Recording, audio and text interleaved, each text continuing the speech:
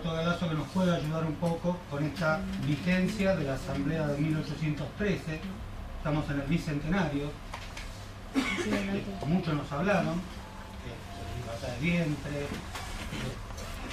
una justicia que no dependiera de la corona, y tantos, una prensa que nos representara, una moneda, un himno, un músico, y la cultura. Bueno, le damos la bienvenida a la vuelta.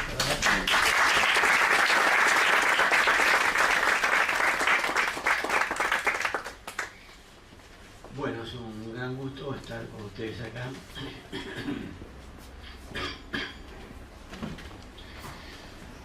Esta especie de problema bronquial se lo debemos a Macri porque hicimos un acto en Barracas hace unos días con respecto a su proyecto de achicar la enseñanza de la historia o anularla en plena calle. Entonces de ahí que quedan vestigios en los bronquios. Diría uno que uno está broncoso por culpa de Macri. Esto está estrechamente relacionado con las cosas que han sucedido en los últimos años, donde se ha producido un fenómeno muy importante de repolitización en la sociedad argentina.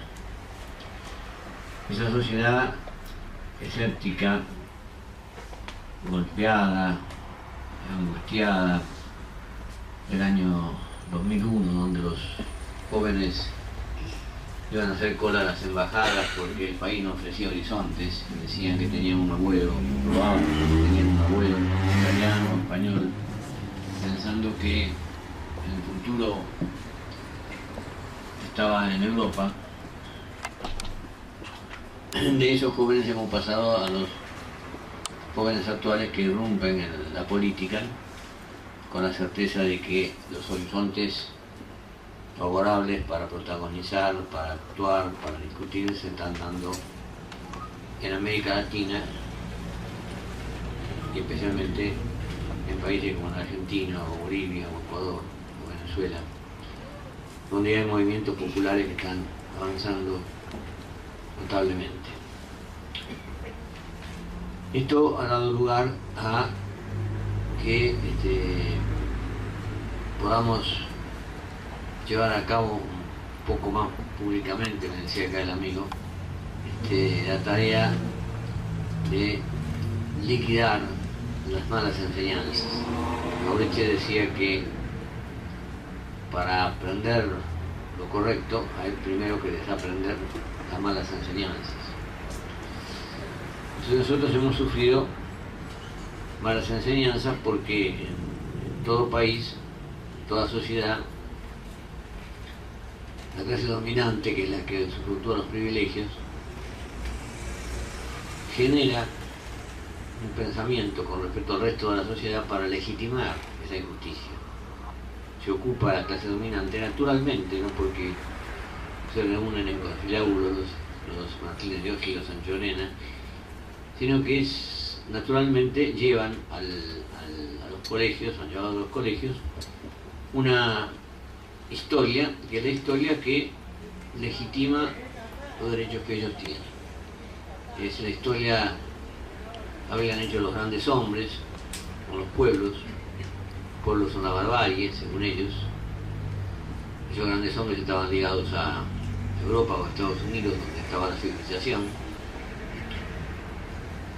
Y nos han cubierto los colegios con cuadros de supuestos próceres, y nos han cubierto las calles y las plazas con nombres, algunas extensísimos, como el caso de Rivadavia, que recorre toda la ciudad de Buenos Aires y sigue en el Gran Buenos Aires, en la segunda avenida más grande del mundo, más larga del mundo.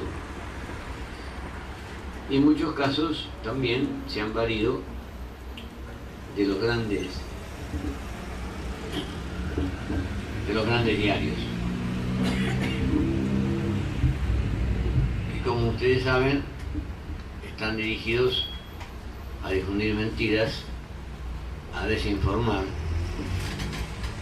o a no informar, ocultar la información. Grandes diarios que vienen del siglo XIX y que todavía perduran. Entonces, bueno, desde tiempo atrás se fue cuestionando la historia mitrista, elaborada por Mitre y que tenía por fundamento la biografía de Belgrano y la biografía de San Martín, las arengas que hacía Mitre y lo que se volcaba en los suplementos dominicales de La Nación. Pero se hacía de un modo restringido, con dificultades. No se accedía a la radio, no se accedía a la televisión, no se accedía a los diarios. Se trabajaba un poco en las catacumbas, como los antiguos cristianos. En realidad, si algún mérito hubo en eso, es que hemos sido muy tosudos. Hemos insistido desde hace años, con cursos, con charlas, la gente más inquieta de la política, diciendo cosas que aparentemente horrorizaban a algunos intelectuales.